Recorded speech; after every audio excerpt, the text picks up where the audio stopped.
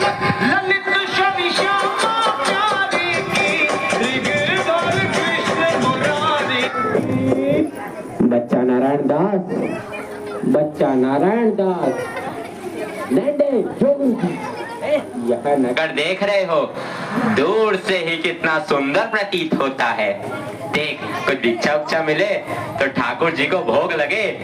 क्यों गुरुजी, यह नगर तो नारायण के अवसर से अति ब्यूटीफुल लग रहा है। अब जो है सो है, मगर भिक्षा भी ब्यूटीफुल मिले तब तो आनंद ही आनंद होए।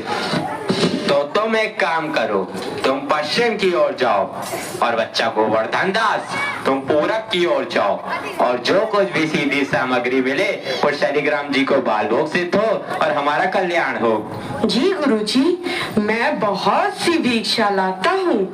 यहाँ के लोग तो बहुत मालदार दिखाई पड़ते हैं, आप बिल्कुल चिंता ना कीजिए। देख बच्चा, ज्यादा लोभ मत करना। एक बात याद रखो कि लोभ पाप का मूल है, लोभ मिटावत मान, लोभ कभी नहीं कीजिए, यहाँ में नरक निधान। बोलो गुरुजी महाराज की जय। गुरुजी महाराज की जय।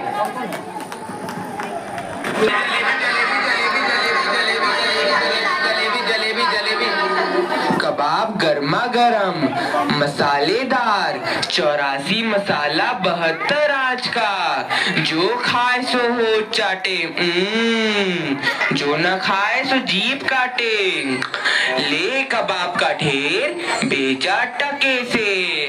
गोल गोल से रंग बिरंगे लाया हूँ मैं गुब्बारे, गोल गोल से रंग बिरंगे लाया हूँ मैं गुब्बारे, गुब्बारे लाया हूँ मैं, गुब्बारे लाया हूँ, गुब्बारे लाया हूँ मैं, गुब्बारे लाया हूँ। गुब्बारे का ढेर, बेचा टके सेर। हो चना जोर गरम, चना जोर गरम, बापू मैं लाया मजेदार चना जोर गरम।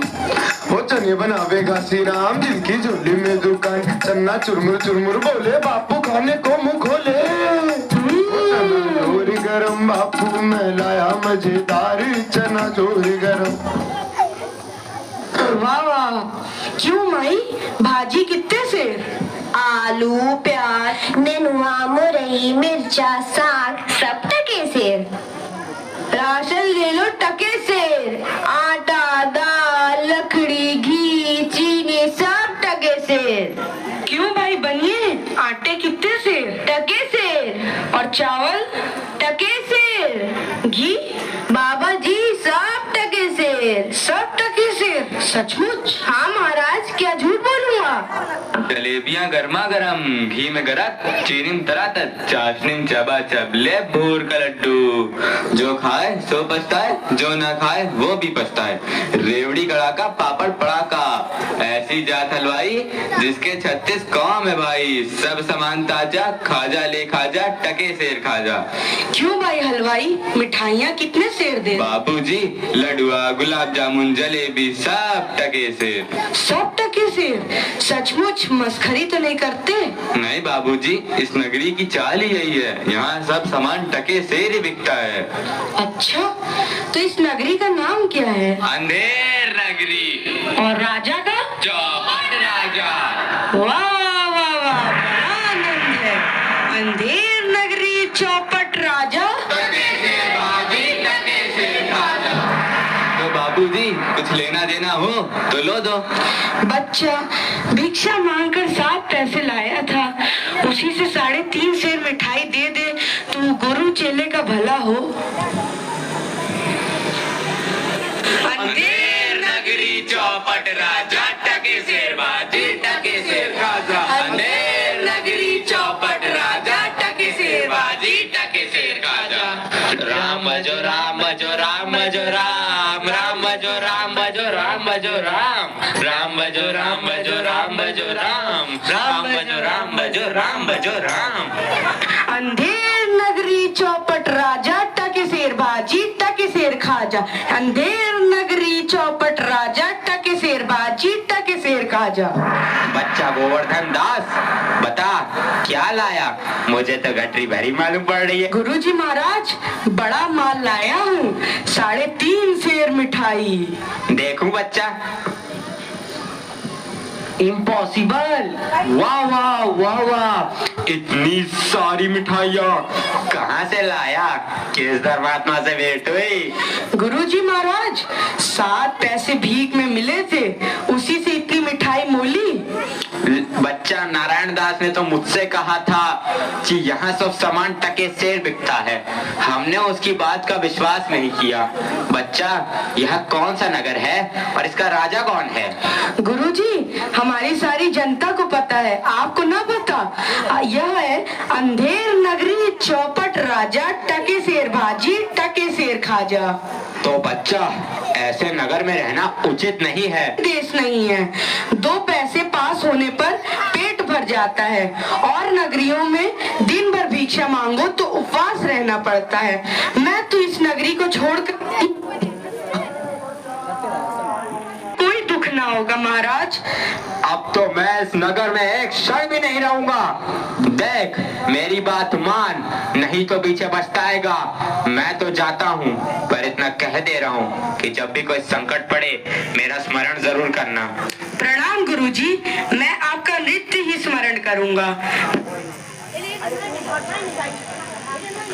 अंधेर नगरी के चौपट राजा पधार रहे हैं। लीजिए महाराज, पीजिए महाराज। आहा, आनंद और दो। दुहाई है महाराज, दुहाई है।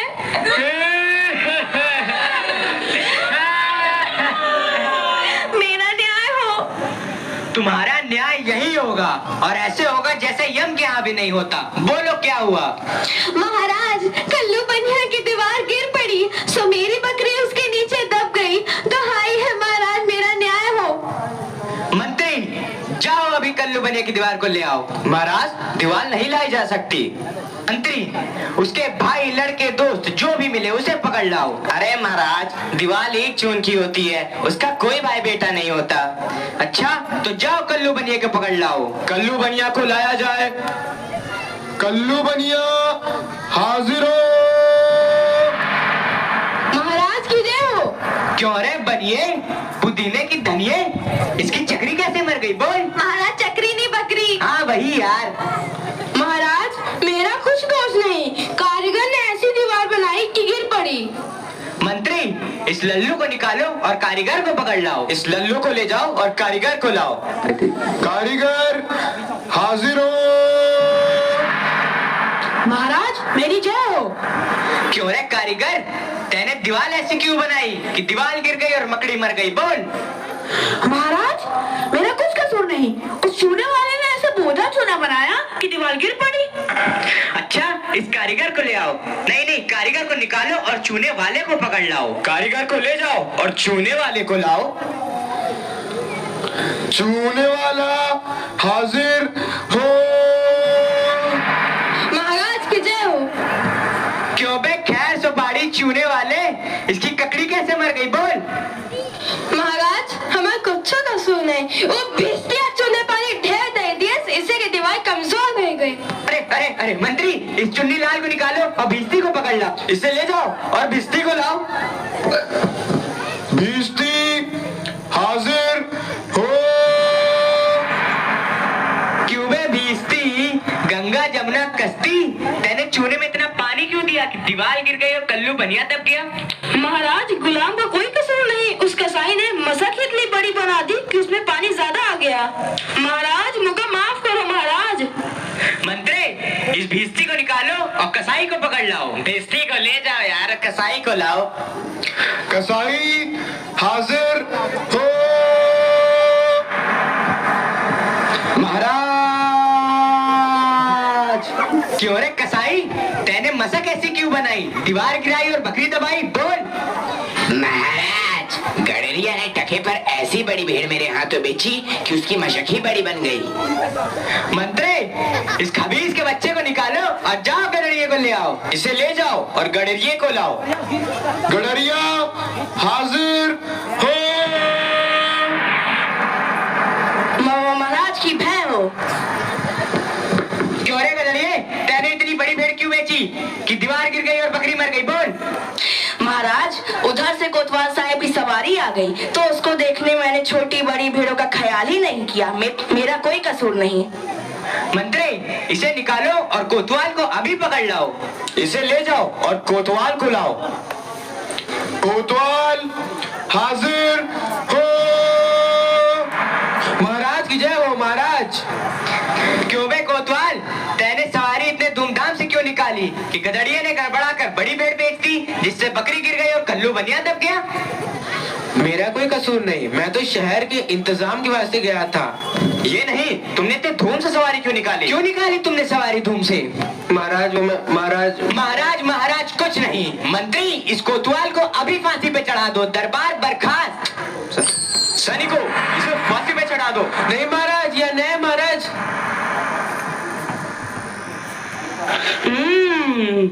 गुरुजी ने तो हमको यहाँ रहने से मना किया था। माना कि देश बुरा है, पर अपना क्या, अपन किसी राजकाज में थोड़ी ना है कि किसी बात का डर हो। रोज मिठाई चबाना और मजे से आनंद उठाना। चल बे चल, बाबा बताया आज पूरी हो गई। बाबा जी चलिए, नमो नारायण कीजिए। हैं? यह आफत कहाँ से आई? अरे भाई, मैंने तुम्हारा क्या बिगाड़ा है जो मुझे पकड़ते हो? आपने बिगाड़ा है या बनाया है, इससे क्या मतलब? अब चलिए फांसी पर चलिए। फांसी? अरे बाप रे बाप, फांसी? मैंने किसकी जमा लूटी है कि मुझको फांसी?